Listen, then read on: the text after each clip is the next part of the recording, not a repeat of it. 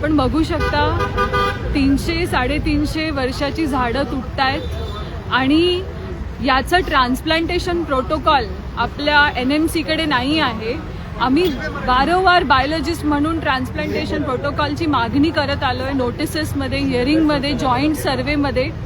आपल्याला माहिती नाहीये की हे कसं त्याचं ट्रान्सप्लांटेशन करणार आहे. जागा निश्चित नाहीये आणि ही ट्रान्सप्लांटेशनची पद्धत नसते. तुम्ही पूर्ण झाड तोडून मोकळं केलंय, त्याचं फक्त खोड उभं केलंय आणि त्याला तसं मुळासकट तुम्ही फरफटत नेणार आहात कुठेतरी आणि ट्रान्सप्लांटेशन करणार आहात.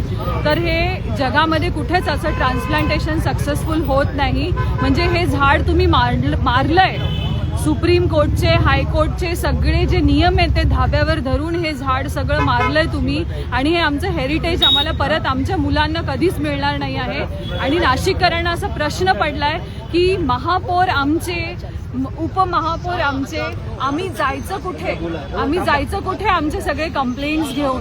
कोर्टाने आपल्याला निर्देश दिलाय, तो आपल्या शहरामध्ये जर का फॉलो केला जात नाहीये तर या शहरामध्ये राहणाऱ्या लोकांनी जायचं कुठे, एक नाशिककर म्हणून हा माझा प्रश्न आहे.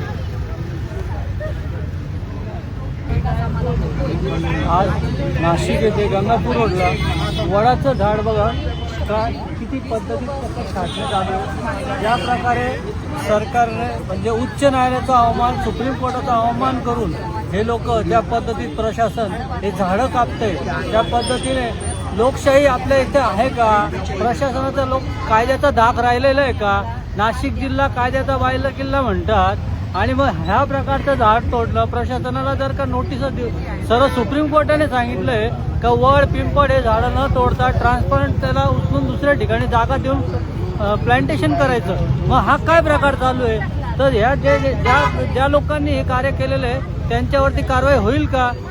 आणि आज आपले मुख्यमंत्री साहेब नाशिकच्या दौऱ्यावर असून जे भारती जाधव यांना अटेंड करून ठेवलेलं आहे, त्यांना नजर कैदेत ठेवलं त्यांच्या घरी, ही काय चांगली भूमिका आहे का?